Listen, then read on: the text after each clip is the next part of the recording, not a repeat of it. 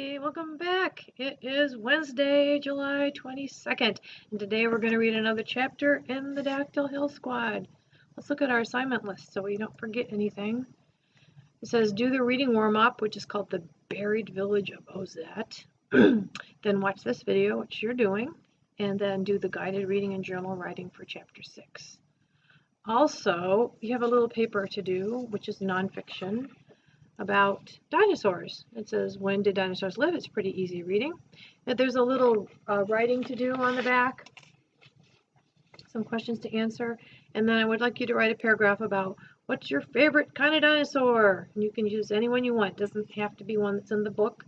You might want to look some stuff up online on your phone if you want to, or I gave you that paper, or anything, any other experiences you have with dinosaurs that you want to write about. And if you don't spell the dinosaur perfectly right, that's okay. They're hard to spell. I want to see how you just express yourself, though. That's your fave. Alrighty. So in the end of the last chapter,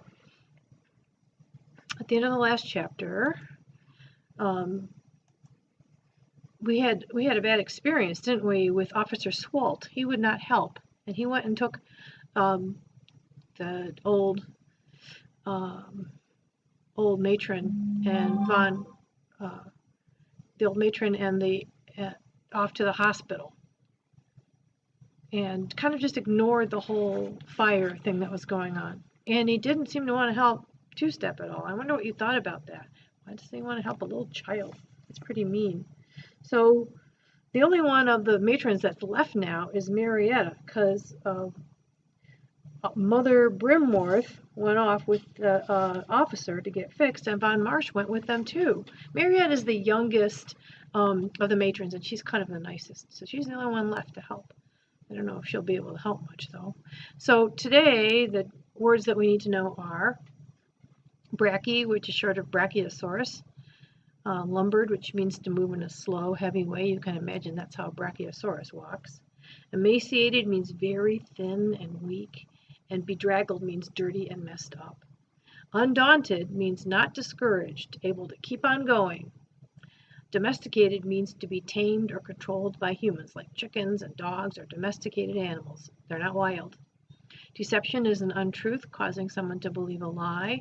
And territory is an area claimed by a person or group, and that's kind of important in this chapter. All right, number 1, who caused the feeling that in Magdalise that someone was staring at her? She feels like someone's staring at her. Who is it? The firemen tell the brachy to be quiet because they don't want the blank blank coming over. What condition was the purple and brown raptor in? Why don't the Rusty Raptors, want the fire brigade to put out the fire? There's going to be 2 groups in this chapter. The Rusty Raptors, which is kind of like a squad of patrollers, and the fire brigade, and they're going to get into a conflict. What does Magdalise do while the firemen and the Rusty Raptors are busy fighting? She takes advantage of them fighting. How does Two-Step get on the brachy? Why does the brachy rear back and let out a terrified howl? And then your journal question is, write about a time when you had a fight or argument with somebody about territory. This could be your room, somebody's in your face or in your space, or bothering you, your brother or sister keep trying to get into your bedroom. If you can't make a connection from your own life, have you ever seen a fight about territory in a movie or a video game? Or territory in soccer or other games are important too, especially football. So maybe that's a connection you can make. But I want you to write about fighting for territory or an area or a space, right? Okie doke. Our chapter 6, begins on page 38. So get your books out. It's called Brachy. The crisp smell of fire took over the world. Pops and crackles snarled from the wrecked theater. Off to the side, the Crunks and Marietta tried to corral all the children away from the flames. Magdalise could see Two-Step waving frantically from the roof, but the smoke kept getting thicker. Mags, little Sabine yelled, come, we have to... Whatever she was going to say next was lost beneath the sudden rumbling that erupted all around them. A brachy, Magdalise thought. The fire brigade. They must have a brachiosaurus to help haul the water or something. Some job for them. Sure enough, a long, thick neck soon appeared over the rooftop as the thundering footsteps grew louder, and then the whole gigantic beast lumbered around a corner. It sent up a triumphant hoot as it skidded to a halt, and a team of burly fellows with ash-stained faces leapt off. 2 huge wash basins had been slung across the Bracky's back. I was right, that's how they haul the water. And the fire brigade went to work filling up buckets and rushing around with them, trying to put out that fire on the theater. "Hello!" Magdalise yelled. "My friend is on the roof. He's trapped!" But no one paid her any mind. "Can you guys just—" Magdalise froze. The distinct feeling that someone was staring at her crept up her spine and settled into her brain. She looked up, followed the long, graceful curve of that neck as it arched into the firelit sky, and found herself gaping directly into the huge, sleepy eye of the Bracky. And was it smiling? So who does she think is staring at her? Remember, she thinks she might have a mental connection with the dinosaurs, or she could talk to them, right? Harumph! The sound seemed to burst from inside her. She's hearing that in her head. And Magdalise took a step back, her mouth open. She thought, hello? The Bracky threw its big head back and trumpeted into the night. Quiet, you! One of the firemen yelled. We don't need the damn rusty raptors getting territorial now, do we? So they do not want the rusty raptors to come over there. I don't know why yet, but we'll find out. That's the answer to number 2. Or 3. I can't remember. Anyway, she'd managed to convince herself what happened with Varney might have somehow been a coincidence when she thought she was talking to Varney. But this, it hooted again as if to confirm Magdalise's thought more and more. She's making these connections. Quiet, I said. The fireman directed a sharp kick at the dinosaur's leg. Incoming, another one hollered just as a growl came from the opposite end of the plaza. Oh, now you've done it, the first one spat. A purple and brown raptor stepped out in front of the burning theater. It was emaciated and bedraggled, not in good shape, thin and messed up, with a few shredded orange feathers along its arms. Its foot claw was missing on one side and an eye on the other, which somehow made the thing look all the more horrifying. So he's not in very good shape. That was one of your questions. On its back, a grim-looking mustached man in a cowboy hat brandished an old-fashioned blunderbuss, which is a kind of a gun or rifle, its wide metal mouth extending back over a wooden handle. 2 more raptors stepped out behind it, both with armed riders on top. Their big yellow eyes surveyed the fire brigade, squinting and widening again. They swooped those long necks low, glancing back and forth, and then rose back up to their full, terrifying height. The Raptor Claw, that's the neighborhood they're in, the Raptor Claw is Double R territory. Double R stands for Raptor, what are they called? Rusty Raptors, stands for Rusty Raptors. The Dragon Claw is Double R territory, the lead rider said. Maybe you haven't seen the updated maps. So they don't want the firemen in there. It's their territory, even though the firemen are trying to help. Magdalise saw Sabine and Amaya duck into the shadows, hopefully with the others. And we're here to save this building, one of the fire brigaders said, so you're welcome. Now kindly move out of our way so we can do our jobs. The raptor rider released a surly smile. That's not how this works. We didn't authorize anyone to put out any fires.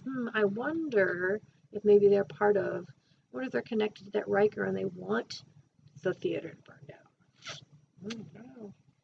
The firemen exchanged uneasy glances. The oldest of them, the same one who'd kicked the Bracky, stood a step forward. There are more of this than there are of them, lads, he said, chest puffed out. Let's take 'em. The fire brigade drew billy clubs and axes and let out a single unified huzzah before rushing forward. They're going to fight.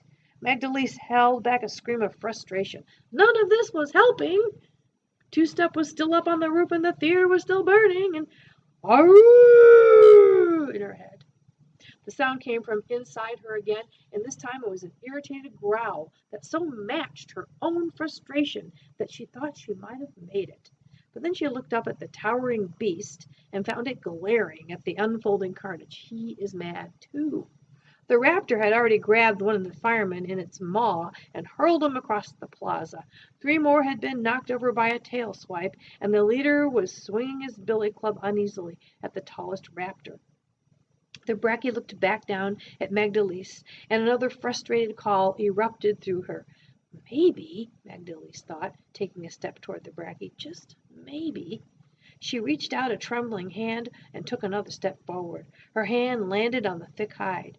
It was warm and glistened in the firelight. It felt like a rough tree trunk, but it seemed to pulse with all that wild reptilian life. "The Bracky is very stubborn but loyal," Dr. Barlow Sloane wrote in the Dino Guide. "Once the Bracky has been properly trained and domesticated, it will follow its rider into the most intolerable situations. But if it senses uncertainty or deception, it will be near impossible to get it to do anything." Magdalise narrowed her eyes. Fine then, she thought. No deception here, no uncertainty. She needed this Bracky to help get Two-Step and get everyone out of here, since no one else would do it.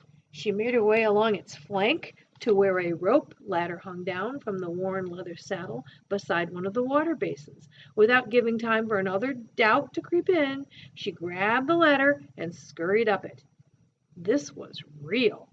She was about to ride a dino, or try anyway. As terrified as the world had suddenly become, a tiny part of Magdalise thrilled at the touch of the Bracky's hide, the sting of the rope ladder in her hands, the way this huge, magnificent creature encompassed the whole world when she was this close to it, even the dank reek of it filling her nostrils.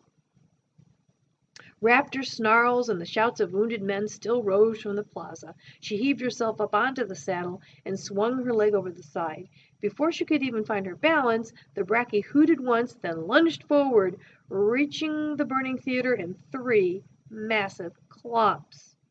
So what did Magdalise do while the firemen and the rusty raptors were busy fighting over territory? She just grabbed the Bracky, climbed up, and started to go over and save her friend. "Whoa!" Magdalise yelled, almost sliding right out of the saddle and into the middle of the plaza. Undaunted by the flames, it was a fire brigade dino after all, the Bracky craned its long neck to the edge of the roof, where Two-Step stood with his mouth hanging open. The Bracky is not bothered by the fire at all, because that's what he does. "Jump!" Magdalise yelled. "Oi!" one of the firemen called. "That's our Bracky! What the devil?" Two-Step just stood there panting for a few seconds. "Two-Step!" Magdalise yelled. "Come on!" He leapt, arms outstretched, and landed belly first on the dino's snout. The Bracky tipped its head backward toward the sky and sent Two-Step sliding face first down his neck toward Magdalise. How'd he get on the Bracky? He jumped right onto his snout. "Ah!" Two-Step yelled as he careened into her, and they both tumbled backward in the saddle. "You climb every single thing," Magdalise yelled, standing and dusting herself off. "And then you have to do this one thing to save your own life, and you freeze up. Geez, man." "Oh, I'm sorry," Two-Step stammered. But then they both fell back down as the Bracky reared back, letting out a terrified howl. "Oh, Magdalise, I think we're in trouble." 2 of the raptors screeched and hurled into the air toward them. So why did the Bracky howl? It's getting attacked by those raptors. Raptors are mean. Have you seen them on Jurassic Park? They're the crazy ones. All right, so I wonder what's going to happen next. I hope they don't get hurt by those raptors attacking them. Tomorrow is a math day, so we're going to take a break from Dactyl Hill and do math. Be sure to watch the video because it's very tricky math. And then Friday we'll be back to our book. All right, see you tomorrow for some math. Oh, and don't forget, do When Dinosaurs Live. Send me your work.